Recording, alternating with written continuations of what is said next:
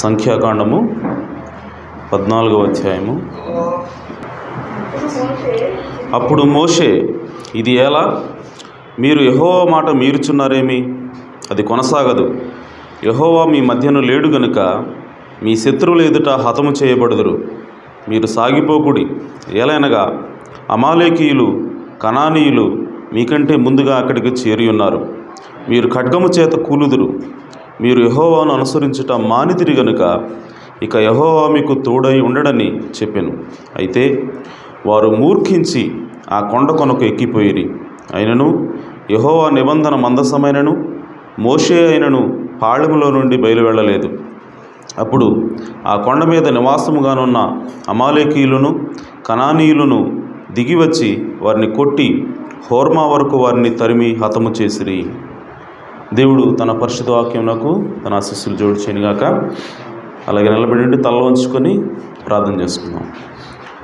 సర్వోన్నతుడా, సర్వశక్తి గల తండ్రి, మా రక్షకుడా, మా విమోచకుడా, మీ ఘననామమునకు స్తుతులు స్తోత్రం చెల్లిస్తున్నాం. ఉదయకాల సమయంలో ఇప్పటివరకు పాటల ద్వారా మీ నామాన్ని మహింపరచడానికి, సాక్ష్యాల ద్వారా మీ నామాన్ని ఘనపరచడానికి మీరు అవకాశం ఇచ్చినందుకే స్తోత్రం తండ్రి. ఇదిగో ప్రభువా, ఇక్కడ ఈ సమయంలో ప్రభువా, మరి మీ బిడ్డలు రక్తం చేత కొనబడి మీ సొత్తైన ప్రజలుగా ప్రభువా, మీ బిడ్డలు మీ సన్నిధిలో చేరి అయా మీ మాటలు వినాలని, మీ వాక్యం చేత అయా నా తండ్రి మా హృదయాలను, మా జీవితాలను సరిచేసుకోవాలని ఎదురు చూస్తుండగా అయా మీరే రంగం మీదకి రండి ప్రభువా. అయా నా తండ్రి, ఇక్కడ నిలబడిన నేను కేవలం నిమిత్త మాత్రుడిని, పాపము నుండి రక్షించబడిన పాపిని తప్ప మరేమీ కాను తండ్రి. కనుక నన్ను మరుగు చేసుకొని మీరే నాయన మా అందరితో మాట్లాడి అయా నా తండ్రి మమ్మల్ని జీవింప చేయమని ప్రార్థిస్తున్నాను.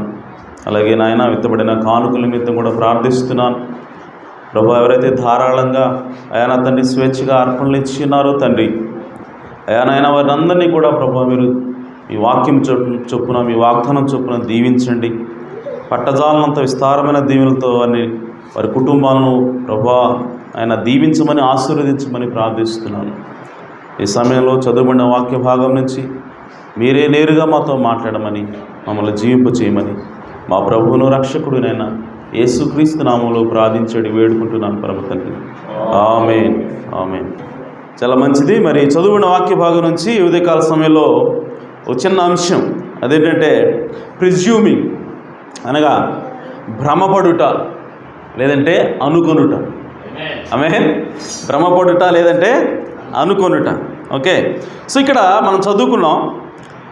ఇక్కడ సిచ్యువేషన్ ఏంటి అని అంటే, ఇశ్రాయేలు ప్రజలు ఆ ఐగుప్తు దేశం నుంచి మోషే ద్వారా నడిపించబడతా వాళ్ళు కనాను దేశం దగ్గరకు వచ్చారు. వచ్చిన తర్వాత ఆ యోర్దాను నది దాటి అవతలకు వెళ్ళి కొంతమంది, ఆ 12 గోత్రాల నుంచి కూడా మోషే ఏం చేశాడంటే 12 మందిని ఏరుకుని ఆ 12 మందిని అవతలకు పంపించాడు వేగు చూడటానికి. అంటే మనం ఆక్రమించుకోబోయేటువంటి ఆ దేశం ఎలా ఉండబోతుంది, సో అది మంచి దేశమా కాదా అని చెప్పి ఆయన వేగు చూడటానికి పంపించినప్పుడు వాళ్ళు వెళ్ళారు. వెళుతూ ఆ భూమికి ఉంది, నిజంగా ఈ భూమి ఉంది, సో ఇలాంటి పంటలు ఉంటాయని చెప్పి దానికి రుజువులుగా వాళ్ళు ఏం చేస్తారంటే ద్రాక్ష గెలను కూడా ఇద్దరు మోసుకొని వచ్చారు. సో వచ్చిన తర్వాత అందులో 10 మంది ఏమని సాక్ష్యం ఇచ్చారంటే, అక్కడ ఉన్నటువంటి పట్టణాలు చాలా ఎత్తైన ప్రాకారాలు గల పట్టణాలు, అలాగే అక్కడ ఉన్న ప్రజలు కూడా చాలా హైట్ ఉన్నారు, చాలా బలంగా ఉన్నారు. సో వాళ్ళకు ఉన్నటువంటి సైనిక సంపత్తి కానీ ఇదంతా కూడా చాలా అడ్వాన్స్డ్గా ఉంది. కాబట్టి వాళ్ళని మనం జయించలేం, మన వల్ల కాదు అని చెప్పి ఆ 10 మంది కూడా సాక్ష్యం ఇచ్చారు. సాక్ష్యం ఇచ్చినప్పుడు ఇశ్రాయేలు ప్రజలందరి యొక్క గుండెలు కూడా చెదిరిపోయాయి. వాళ్ళు ధైర్యం కోల్పోయారు. అమ్మా, ఇంత దూరం కూడా మనం ప్రయాణం చేసుకుని వచ్చాం, అక్కడ ఐగుప్తు దేశంలో నుంచి ఇంత దూరం ప్రయాణం చేసి వచ్చాం, ఆ ఐగుప్తు రాజుని మనం ఎదిరించి ఇక్కడికి వచ్చాం. ఇక్కడికి వచ్చినప్పుడు ఇక్కడ మనకి ఇలాంటి పరిస్థితులు వచ్చాయేంటి, మనం ఆక్రమించుకుపోయే దేశం అది ఇంత బలమైందా, దీన్ని మనం ఎలా చేయిస్తాం, అసలు ఇక్కడికి ఎట్ట తీసుకొచ్చాడు అయినా మోషే, ఈ మోషేకి అసలు ఏం పని లేదు, మనం అనవసరంగా ఈ మాట విన్నాం అని చెప్పి వాళ్ళు మోషే మీద సనగడం ప్రారంభించారు. అప్పుడు కాలేబు అలాగే యెహోషువ వీళ్ళిద్దరు కూడా ఆ 12 మందిలో ఉన్నారు. వాళ్ళు వచ్చి వాళ్ళు ఏమన్నారంటే, వాళ్ళందరూ కూడా సైలెంట్ చేసి, అబ్బాయి మనకి దేవుడు దీన్ని వాగ్దానం చేశాడు. ఆమేన్. సో దేవుడు ఆల్రెడీ దీన్ని మనకి ఇచ్చేశాడు. కాబట్టి మనం ఖచ్చితంగా దాన్ని స్వాధీనం చేసుకుంటాం. హల్లెలూయా. సో కాబట్టి మీరు కేవలం భయపడొద్దు, దేవుడికి మీరు ఎదురు తిరగొద్దు, మీరు అసలు ఏం మాట్లాడొద్దు, మీరు సైలెంట్గా ఉండండి. ఖచ్చితంగా దేవుడు దాన్ని మనకి ఇస్తాడు, మనం జయిస్తాం వాళ్ళని. సో వాళ్ళ వైపు చూడొద్దు, మీరు దేవుని యొక్క వాగ్దానం వైపు చూడండి అని చెప్పి యెహోషువ కాలేబులు ఇద్దరు కూడా వాళ్ళందరితో మాట్లాడినా సరే వాళ్ళు వినకుండా సణుగుతూ ఉన్నారు, గొణుగుతూ ఉన్నారు. అయితే దేవుడికి కోపం వచ్చింది. ఆ మాటలు విన్నాడు దేవుడు. విని మోషేతో చెప్పాడు, మోషే నువ్వు పక్క జరుగు, నేను వాళ్ళందరూ కూడా చంపేసి. సో ఇన్ని కార్యాలు చేశాను, ఎన్నో అద్భుతాలు చేశాను, ఎన్నో ఆశ్చర్యకార్యాలు చేశాను, వాళ్ళు ఎప్పటికీ కూడా నమ్మట్లేదు నన్ను. ఐగుప్తు దేశంలో ఏ విధమైన కార్యాలు చేశాను నేను, నీళ్ళ రక్తంగా మార్చాను, పేర్లను తీసుకొచ్చాను, చీకటి అంతా ఉంది కానీ మీకు మాత్రమే వెలుగుంది. సో ఇలాంటి గొప్ప కార్యాలు చేశాను, చివరికి ఆ ప్రథమ కుమారులందరూ కూడా చంపేశాను, మీలో ఒకడు కూడా చనిపోలేదు. సో ఇలాంటి కార్యాలు చేసినా కూడా వాళ్ళు నన్ను నమ్మట్లేదు. ఐగుప్తు దేశం నుంచి బయటకు వచ్చిన తర్వాత ఎర్ర సముద్రం ఎదురొస్తే ఎర్ర సముద్రాన్ని పాయలు చేశానే. ఆమేన్. సో ఇలాంటి కార్యాలు చూసిన తర్వాత కూడా వాళ్ళు ఇంకా నన్ను నమ్మట్లేదు, నేను విసిగిపోయిన వాళ్ళతోటి. కాబట్టి నేను వాళ్ళని చంపేసి మోషే నీ ద్వారా ఒక జనాంగాన్ని నేను తయారు చేసి వాళ్ళని తీసుకొని పోతా అక్కడి నుంచి అక్కడికి అని చెప్పంటే, అప్పుడు మోషే యేసుక్రీస్తు దేవునికి మనకి మధ్య ఏ విధంగా అడ్డుపడ్డాడో ఆ విధంగా మోషే కూడా ఆ ఇశ్రాయేలు ప్రజలకి దేవుడికి మధ్య నిలిచాడంట. హల్లెలూయా. ఆయన ఏమన్నాడంటే, అయ్యా ఈ విధంగా చేస్తే ఇశ్రాయేలు దేవుడు ఎంత చేతగాని వాడు, వాళ్ళందరినీ కూడా ఐగుప్తు దేశాన్ని కనాను దేశాన్ని తీసుకుపోతానని చెప్పి ఐగుప్తులో నుంచి తీసుకుని వెళ్ళాడు. కానీ అతను చేతగాని వాడు, అక్కడికి తీసుకెళ్ళలేకపోయాడు అని చెప్పి నీకే అవమానం వస్తాయా అని చెప్పి ఆయన చెప్పినప్పుడు, అప్పుడు దేవుడు సరే నేను వాళ్ళని నాశనం చేయను, నేను వాళ్ళని క్షమిస్తున్నా, కానీ వాళ్ళు చేసినటువంటి తప్పుకి వాళ్ళు ఎప్పుడు కూడా కనాను దేశంలో ప్రవేశించరు, వాళ్ళు ఈ అరణ్యంలోనే వాళ్ళు రాలిపోతారు అని చెప్పి దేవుడు చెప్పి ఆయన ఏమన్నాడంటే, మీరు 40 రోజులు ప్రయాణం చేశారు కాబట్టి రోజుకు 1 సంవత్సరం చొప్పున, ఆమేన్, రోజుకి 1 సంవత్సరం చొప్పున మీరు 40 సంవత్సరాలు అక్కడికి వెళ్ళరు. ఆమేన్. సో 40 సంవత్సరాలు అక్కడికి వెళ్లకుండా ఈ 40 సంవత్సరాల్లో ఎవరైతే ఎదురు తిరిగారో, ఎవరైతే గొడిగారో, ఎవరైతే సణిగారో వాళ్ళందరినీ కూడా అరణ్యంలోనే నేను చంపేస్తా, వాళ్ళందరూ కూడా అక్కడే రాలిపోతారు, వాళ్ళు కనాను దేశాన్ని చూడరు. వాళ్ళ పిల్లలు ఎవరైతే 20 సంవత్సరాల పైబడి ఉన్నారో, 20 సంవత్సరాల లోపు ఉన్నారో వాళ్ళు మాత్రమే కనాను దేశానికి వెళ్తారు అని చెప్పినప్పుడు, ఇప్పుడు ఆ విషయాన్ని తీసుకెళ్ళి మోషే వాళ్ళకి చెప్పాడు. చెప్పిన తర్వాత వాళ్ళలో కొంతమంది రియలైజేషన్ వచ్చింది, గుర్తించారు, అయ్యా మేము తప్పు చేసాం, దేవునికి వ్యతిరేకంగా మేము పాపం చేసామని చెప్పి వాళ్ళు ఏమన్నారంటే మోషే దగ్గరికి వచ్చి, అయ్యా మోషే మేము ఇప్పుడు వెళ్తాం, మేము వెళ్ళి వాళ్ళతో యుద్ధం చేస్తాం అని చెప్పంటే మోషే అంటున్నాడు, ఒరే పొమ్మన్నప్పుడు మీరు పోలేదు, పోవద్దన్నప్పుడు మీరు పోతున్నారు. సో కాబట్టి దేవుడు మీకు తోడు లేడు. హల్లెలూయా. దేవుడు మీకు తోడు లేడు కాబట్టి మీరు వెళ్ళొద్దు అని చెప్పి మోషే చెప్పాడు. అయినా సరే వాళ్ళు మూర్ఖించి వెళ్ళారు. ఆమేన్. అక్కడ ఏం రాయబడిందంటే మూర్ఖించి వెళ్ళారు అని చెప్పింది. సో మూర్ఖించి అన్న దగ్గర ఇంగ్లీష్లో ఏం రాయబడిందంటే ప్రిజ్యూమ్డ్ అన్నది, అనగా వాళ్ళు అనుమతి లేకుండా వెళ్ళారు. ఆమేన్. ప్రిజ్యూమ్ అన్న మాటకి 2 అర్థాలు ఉన్నాయి యాక్చువల్గా. ఓకే, ప్రవక్త ఆ డిక్షనరీ చూసి చెప్తున్నాడు. ఆయన ఏమంటాడంటే అనుమతి లేకుండా చేయటం, ఏదైనా ఒక పని చేస్తే నీకు అనుమతి లేకుండా చేయడం, అధికారం లేకుండా పని చేస్తే దాన్ని ప్రిజ్యూమ్ అంటారు. కానీ తెలుగులో దాన్ని తర్జుమా చేసేటప్పుడు మూర్ఖించి అని రాశారు. ఓకే, అలాగే అదే మాటకి ఇంకొక అర్థం ఏంటంటే అనుకోవటం, భ్రమపడటం. ఆమేన్. సో ఇప్పుడు ఈ ప్రజలు ఎందుకు వెళ్ళారు అని చెప్పంటే దేవుడు వెళ్ళొద్దని చెప్పాడు, మోషే కూడా ఏం చెప్పాడు, దేవుడు మీకు తోడు లేడని చెప్పాడు. అయినా సరే ఈ ప్రజలు వెళ్ళారు. ఎందుకు వెళ్ళారంటే వాళ్ళు భ్రమపడతా ఉన్నారంట, వాళ్ళు అనుకుంటున్నారంట. ఏమనుకుంటున్నారంటే దేవుడు మాకు తోడున్నాడు, దేవుడు మాకు తోడున్నారని చెప్పి అనుకుని భ్రమపడి వాళ్ళు ఆ కొండ కొనకు ఎక్కిపోయారు. సో అప్పుడు అక్కడ ఉన్నటువంటి అమాలేకీయులు అందరూ కూడా వాళ్ళని తరిమి హతం చేశారు. అయితే ఇక్కడ మనం గమనించాల్సిన విషయం ఏంటంటే వాళ్ళు ఎందుకు అనుకున్నారు దేవుడు వాళ్ళకి తోడు లేకపోయినా తోడు ఉన్నాడని చెప్పి వాళ్ళు అనుకుంటున్నారు.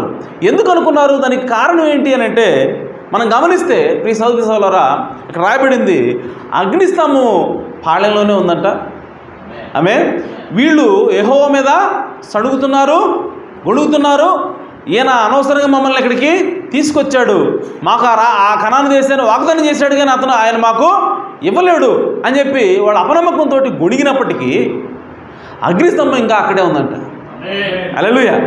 సో యెహోవా మీద కూడా తిరుగుబాటు చేసినప్పటికీ ప్రవక్త ఇంకా పాళలోనే ఉన్నాడు, వాళ్ళ మధ్యలో ఉన్నాడంట. సో ఇవన్నీ చూసిన తర్వాత ఇప్పుడు మోషే వచ్చి చెప్పాడంట, ఒరే దేవుడు మీకు తోడు లేడురా అని చెప్పాడు. చెప్పినా కూడా వాళ్ళు వాటిని బట్టి, అగ్నిస్తంభాన్ని బట్టి, మోషే వాళ్ళతో ఉండడాన్ని బట్టి వాళ్ళు భ్రమపడ్డారంట, దేవుడు ఇంకా మాతో ఉన్నాడని.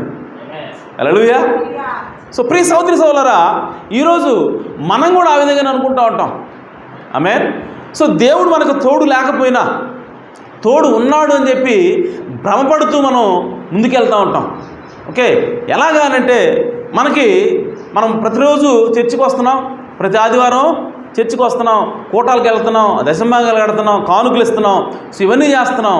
అలాగే మనము బూతులు మాట్లాడుతూ ఉంటాం, అబద్ధాలు చెప్తూ ఉంటాం, మనకి ఇష్టమైనటువంటి జీవితాన్ని మనము జీవిస్తూ ఉంటాం. కానీ చర్చికి మాత్రం వస్తూ ఉంటాం, దశంభాగాలు కడతా ఉంటాం, కానుకలు కడతా ఉంటాం. అయినా సరే మనం ఏమనుకుంటున్నాం అంటే దేవుడు మాతోనే ఉన్నాడు అనుకుంటున్నాం. ఆమేన్.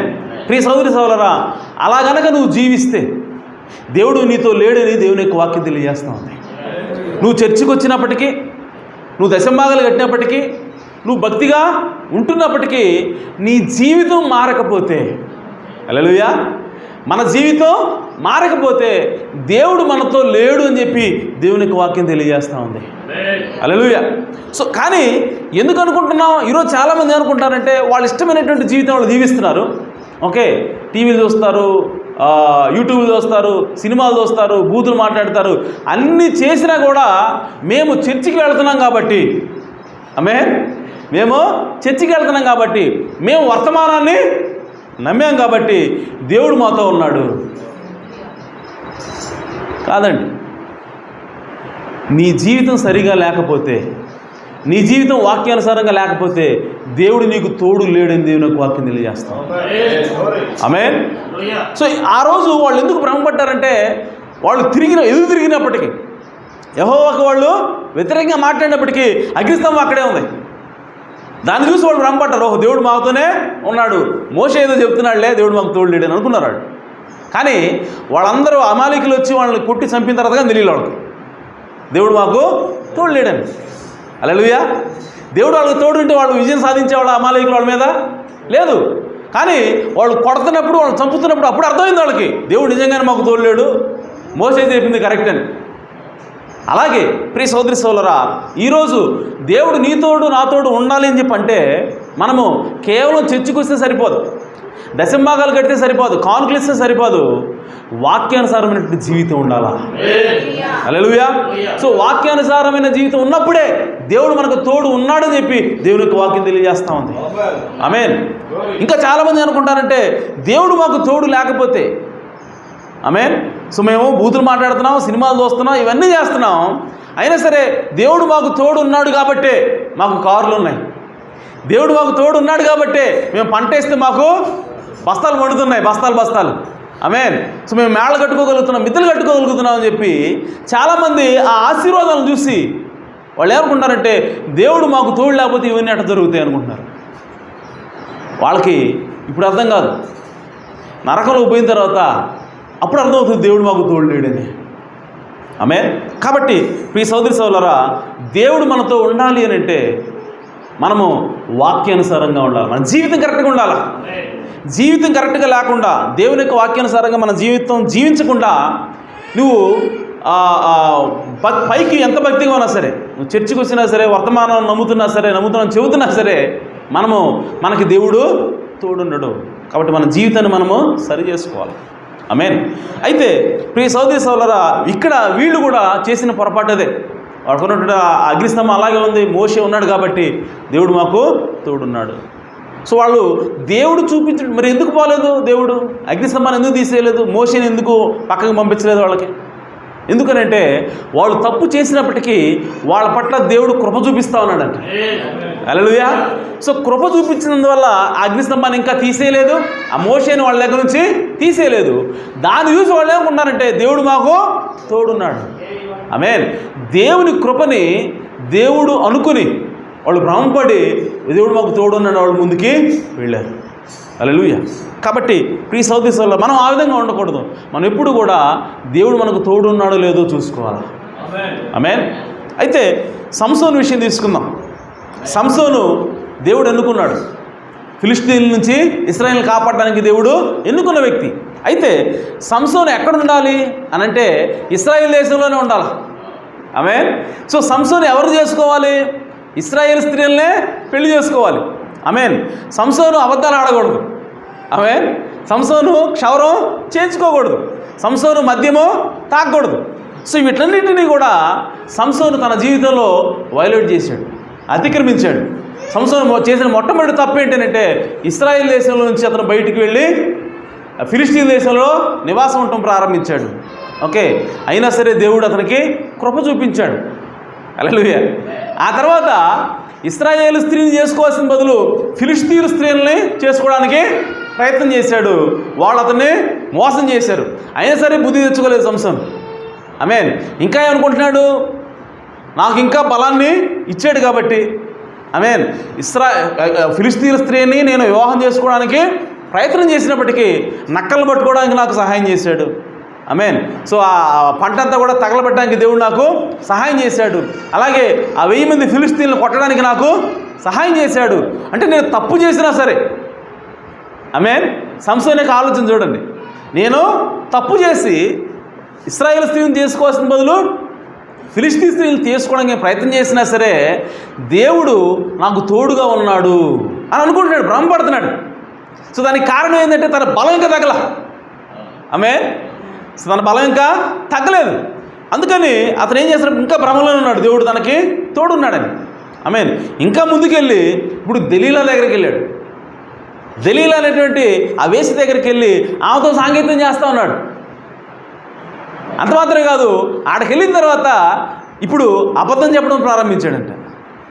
హల్లెలూయా. నన్ను తాళ్ళతో కట్టి, కొత్త తాళ్ళతో కట్టి, నా జడలో పిన్ చేయి, ఓకే, కూర్చు మంచానికి, అప్పుడు నేను బలహీనం అవుతాను. ఈయన అబద్ధాలు చెప్పడం ప్రారంభించాడు. అబద్ధాలు చెప్పిన తర్వాత కూడా తన బలం ఇంకా అలాగే ఉంది, తన బలం పోలా. సో దాంతో సంసోను ఏమనుకుంటాడంటే నా బలం ఇంకా నాలోనే ఉంది కాబట్టి నేను అబద్ధం ఆడినా సరే, ఈ స్త్రీతో నేను తిరుగుతున్నా సరే దేవుడు నాకు తోడున్నాడు అని సంసోను భ్రమపడతా ఉన్నాడు. మరి దేవుడు సంసోనుకు తోడు లేడని చెప్పి మనం అంటున్నాం. మరి ఆ కార్యాలు ఎందుకు జరిగినాయి? అతనిలో బలం ఎందుకు పోలేదు? అబద్ధాలు చెప్పినా సరే, ఇన్ని చేస్తున్నా సరే అని చెప్పంటే అది దేవుని యొక్క కృప ఉన్నది. హల్లెలూయా. సో సంసోను పట్ల దేవుడు కృప చూపిస్తూ ఉన్నాడు. అందుకోసం ఇంకా బలాన్ని ఆయన తీసేయలేదు. ఆమేన్. ఇంకో విషయం ఏంటంటే దేవుడు కనుక ఒక గిఫ్ట్ ఇస్తే, హల్లెలూయా, ఒక గిఫ్ట్ ఇస్తే ఆయన ఆ గిఫ్ట్ని ఎప్పుడు వెనక తీసుకోడంట. ప్రవక్త అందుకే అంటాడు God is not a Indian giver అన్నాడు ప్రవక్త. ఆమేన్. ఇండియన్ గివర్ అంటే మనం ఒక వ్యక్తికి గిఫ్ట్ ఇస్తాడు, ఓకే, ఇచ్చి ఓ 10 నిమిషాల తర్వాత చెప్పాను నా గిఫ్ట్ ఇంకా అంటాడు. 10 నిమిషాల ముందేమో వచ్చి ఈ గిఫ్ట్ నీకే తీసుకో అంటాడంట. 10 నిమిషాలే, ఎక్కువ వద్దు, 10 నిమిషాల తర్వాత వచ్చి అబ్బాయి నా గిఫ్ట్ నాకు ఇచ్చే అంటాడంట. So that is Indian giver అన్నాడు ప్రవక్త. ఆమేన్. సో దేవుడు అలాంటి వాడు కాదు. దేవుడు ఒక గిఫ్ట్ కనుక ఇస్తే ఆ గిఫ్ట్ని ఎప్పుడు వెనక్కి తీసుకోడు. సో కాబట్టి ఇప్పుడు సంసోనుకి యొక్క బలాన్ని కూడా దేవుడు వెనక్కి తీసుకోలేదు. సో దానికి కారణం ఏంటంటే సంసోను పట్ల దేవుడు కృప చూపిస్తూ ఉన్నాడు. ఆ కృపని సంసోను అపార్థం చేసుకుని భ్రమపడతా ఉన్నాడు, దేవుడు నాకు తోడున్నాడని. హల్లెలూయా. కాబట్టి ప్రియ సహోదరులు ఆ విధంగా ముందుకెళ్ళాడు. ఆ తర్వాత ఆమె విసిగించింది, ఆమె అతన్ని లాలించింది. ఆ తర్వాత ఇప్పుడు విసిగిపోయి సంసోను ఏం చేశాడంటే తన సీక్రెట్ని చెప్పాడు. అంటే ఇప్పుడు సంసోను ఏ స్థితికి వచ్చాడంటే నాకున్న సీక్రెట్ చెప్పినా సరే, ఆమేన్, సో నా జుట్టు అంతా కూడా దేవుడి యొక్క వాక్యం చెప్తా ఉంది, జుట్టు ఉన్నంత వరకు నీకు బలం ఉంటుంది. హల్లెలూయా. సో ఆ వాక్యాన్ని కూడా అతను మీరడానికి పూనుకున్నాడు. ఆయన ఏమన్నాడంటే, ఇన్ని చేసినా సరే దేవుడు నాకు తోడు ఉంటాడు కాబట్టి జుట్టు తీసేసినా కూడా నాకు తోడు ఉంటాడు దేవుడు అని చెప్పి ఇప్పుడు ఆయన ఏమంటాడంటే అసలు రహస్యం చెప్పేశాడు. చెప్పిన తర్వాత ఇప్పుడు జుట్టు పోయినా సరే దేవుడు నాకు తోడు ఉంటాడని చెప్పి అనుకున్నాడు. కానీ ఎప్పుడైతే జుట్టు తీసేసాడో ఇప్పుడు బలం కూడా పోయింది, తన 2 కళ్ళు పీకేయబడ్డాయి. అప్పుడు సంసోనుకి అర్థమైందంట, దేవుడు నాకు తోడు లేడు. ఆమేన్. కాబట్టి ప్రియ సోదరి సోదరులారా, ఇక్కడ సంసోను అనుకున్నట్లుగానే మనం కూడా దేవుడు మనకి తోడున్నాడని చెప్పి మనం భ్రమపడతా ఉంటాం. మన జీవితంలో మన ఇష్టానుసారంగా జీవిస్తాం, కానీ మనము దేవుడు తోడున్నాడు అనుకుంటున్నాం. కాదు. సో దేవుడు మనకి తోడున్నాడో లేదో మనం ఖచ్చితంగా చూసుకోవాలి. మరి దేవుడు తోడు అన్నాడు మనకి ఎలా తెలుస్తుంది సహోదరుడా? దేవుడు తోడు లేడు అనడానికి అంతా జరిగిన తర్వాత తెలుస్తుంది దేవుడు తోడు లేడని. ఆమేన్. మరి ముందే తెలుసుకోవాలంటే ఎట్టా? దేవుడు నాకు తోడు ఉన్నాడో లేదో? దేవుడు నాకు తోడు ఉన్నాడానికి రుజువు ఏంటి? మరి బలం ఉంది, అది రుజువు కాదంటున్నాం. ఆమేన్. మేడలు వస్తున్నాయి, మిద్దెలు వస్తాయి. నేను ఎలా పడితే అలా జీవించినా సరే నా ఉద్యోగంలో దేవుడు నన్ను దీవిస్తున్నాడు, నా పొలంలో దేవుడు నన్ను దీవిస్తున్నాడు, సో నాకు పిల్లల్ని ఇస్తున్నాడు, అన్నీ నాకు కావాల్సిన సమకూరుస్తున్నాడు, అంతా కూడా వస్తుంది. కానీ దేవుడికి తోడు లేడని చెప్పి నువ్వు అంటున్నావు. మరి దేవుడు తోడు ఉంటానన్నాక రుజువు ఏంటి మరి? ఆమేన్. సో దేవుడు తోడు ఉండడానికి రుజువు ఏంటి అంటే దేవుని యొక్క వాక్యం ప్రవక్త చెప్తున్నాడు, దేవుడు మనకు తోడు ఉంటేనంట మనం దేవుని యొక్క వాక్యానుసారంగా జీవిస్తామంట. హల్లెలూయా. సో నువ్వు దేవుని యొక్క మాట ప్రకారం జీవిస్తున్నావు అంటే దేవుడికి తోడున్నాడని అర్థం. హల్లెలూయా. సో దేవుని వాక్యానుసారంగా జీవిస్తున్నావు, నీకు మేడలు లేవు. ఆమేన్. సో నీకు కారులు లేవు, కానీ నువ్వు దేవుని వాక్యం ప్రకారం జీవిస్తున్నావు అంటే దేవుడు నీకు తోడున్నాడు. హల్లెలూయా. సో నీకు పేదరికంలో ఉన్నావు, అయినా సరే నువ్వు దేవుని వాక్యం ప్రకారం జీవిస్తున్నావు అంటే దేవుడు నీకు తోడున్నాడు. హల్లెలూయా. కాబట్టి ప్రియ సోదరి సోదరులారా, మనకు రుజువేంటి దేవుడు మనకు తోడున్నాడంటే మనం దేవుని వాక్యానుసారంగా జీవిస్తాం, దేవుని మాట చొప్పున జీవిస్తాం. సంసోను ఆ విధంగా మాట చొప్పున జీవించలేదు, కానీ దేవుని కృపను బట్టి బలం ఇంకా కొనసాగుతోంది. దాన్ని బట్టి సంసోను అనుకున్నాడంటే దేవుడు నాకు తోడున్నాడని భ్రమపడ్డాడు. హల్లెలూయా. కాబట్టి మనం ఆ విధంగా ఉండకూడదు. మనం ఎప్పుడు కూడా మన జీవితాన్ని వాక్యంతో సరిచూసుకోవాలా, వాక్యంతో మనం ఎప్పుడు కూడా సెట్ చేసుకోవాలి. నా జీవితం వాక్యానుసారంగా ఉందా లేదా? ఎందుకనంటే కళ్ళు పీకేసిన తర్వాత సంస్థానికి ఏ విధంగా అర్థమైందో ఆ తర్వాత మనకు కూడా నరకంలో పడిన తర్వాత మనకు అర్థమైన ఉపయోగమో ఉండదు. కాబట్టి మన జీవితం వాక్యానుసారంగా ఉందా లేదా? మనం చర్చికి రావటం మంచిదే, దశంభాగాలు ఇవ్వటం మంచిది, కానుకలు ఇవ్వటం మంచిది. దానికంటే ప్రాముఖ్యంగా వాక్యానుసారంగా మనం జీవించవలసినది. దేవుడు కోరుకునేది అది. సో దేవుడు దాన్ని చేస్తూ ఇవన్నీ కూడా చేయాలి. కానీ చాలామంది ఏం చేస్తారంటే వాళ్ళు డబ్బులు ఇస్తారు, సమయాన్ని ఇస్తారు, ఆమేన్, కష్టపడతారు, కానీ దేవుని యొక్క వాక్యం ప్రకారం జీవించడం మాత్రం మానేస్తారు. అలా ఉంటే దేవుడు మనతో ఉన్నట్టు కాదు. ఆకాన్ అనేవాడికి దేవుడు మాట గుర్తులేదు. యెహోషువ ద్వారా దేవుడు చెప్పాడు, అబ్బాయి ఆ పాళెంలో ఏదైనా సరే అక్కడ ఉన్న దేన్ని కూడా మీరు ముట్టుకోవద్దు, ఎరికోకు సంబంధించినవి ఏది కూడా మీరు ముట్టుకోవద్దు, ఏది కూడా తెచ్చుకోవద్దు అని చెప్పంటే ఆకాన్ అనేవాడు ఏమన్నాడంటే అక్కడ ఉన్నటువంటి బంగారు గడ్డిని అక్కడ ఉన్నటువంటి మంచి వస్త్రాలు తీసుకొని వచ్చి పాతిపెట్టి వాడు ఏమనుకుంటున్నాడంటే దేవుడు నాకు తోడున్నాడు పర్వాలేదు అనుకుంటున్నాడు. ఆమె దేవుడు నాకు తోడున్నాడు పర్వాలేదు అనుకుంటున్నాడు.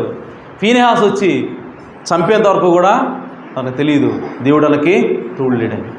సో దేవుడు తోడు ఉండాలంటే మనం దేవుని యొక్క మాట ప్రకారం జీవించాలి. మన జీవితం ఇంపార్టెంట్. ఆమేన్. మన జీవితం అనేదే రుజువు దేవుడు మనతో ఉన్నాడని. ఆమేన్. అలాగే ప్రియ సోదరి సోదరులారా, చివరిగా ఒక మాట చెప్పి ముగిస్తాను. పెంతెకోస్తు దినాన దేవుని మాట చొప్పున మేడగదిలోకి వెళ్ళారు వీళ్ళంతా. ఆమేన్. సో ఏమని చెప్పాడు దేవుడు అంటే, మీరు ఆ మేడగదిలో ఉండండి, పైనుంచి శక్తి వచ్చేంత వరకు మీరు అక్కడే ఉండండి అని చెప్పారు. చెప్పినప్పుడు ఇప్పుడు వాళ్ళు వెళ్ళారు, అక్కడికి వెళ్ళి 120 మంది కూడా అక్కడ వెయిట్ చేస్తూ ఉన్నారు, వేచి చూస్తూ ఉన్నారు. మొదటి రోజు గడిచింది, 2 రోజులు గడిచింది, 3 రోజులు గడిచింది, ఏమీ లేదు అక్కడ. ఈలోపు వాళ్ళల్లో వాళ్ళకి తర్కాలు మొదలైనవి. ఏంటి, దేవుడు ఇక్కడ ఉండమన్నాడు, దేవుడు మనకి వాగ్దానం చేశాడు, సో కాబట్టి మనకి ఇంకా ఏమీ జరగలేదు ఏం చెప్పి అంటే ఇప్పుడు వాళ్ళు కొంతమంది లేచి ఏమంటున్నారంటే, అయ్యా నేను అనుకుంటున్నాను నేను అనుకుంటున్నా మనం ఆల్రెడీ దాన్ని పొంది ఉన్నామని అని ఒక అతను అంటాడంటే ఎప్పుడు దానికి రుజువు ఏంటంటే నీవు నమ్మినప్పుడే నువ్వు దాన్ని పొందుకున్నావు అని చెప్పాడు కదా దేవుడు. కాబట్టి నేను ఎప్పుడో నమ్మా, కాబట్టి నేను ఎప్పుడో దాన్ని పొందానని చెప్పి నేను అనుకుంటున్నానని చెప్పంటే అనుకోవటం కాదయ్యా. హల్లెలూయా. అనుకోవటం కాదు, మనకి పర్ఫెక్ట్గా రుజువులు ఉండాలి దేవుడు మనతో ఉన్నాడని.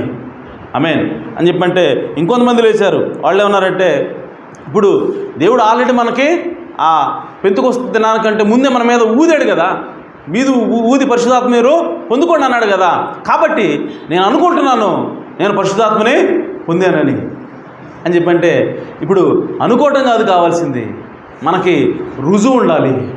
హల్లెలూయా. సో మన జీవితంలో ఖచ్చితమైనటువంటి ఒక ఆనవాళ్ళు ఉండాలి, దేవుడు మనతో మన లోపల ఉన్నాడని అని చెప్పి వాళ్ళందరూ కూడా ఆ విధంగా తర్కించుకున్నారు. 10 రోజులు అయిపోయింది. సో 10 రోజుల తర్వాత వాళ్ళు ఒక నిర్ణయానికి వచ్చారు. ఏంటంటే అబ్బాయి ఈ ఊహలో అనుకోవటాలు ఇవన్నీ కాదు, ఓకే, మనకు ఒక ఖచ్చితమైన రుజువు కావాలా.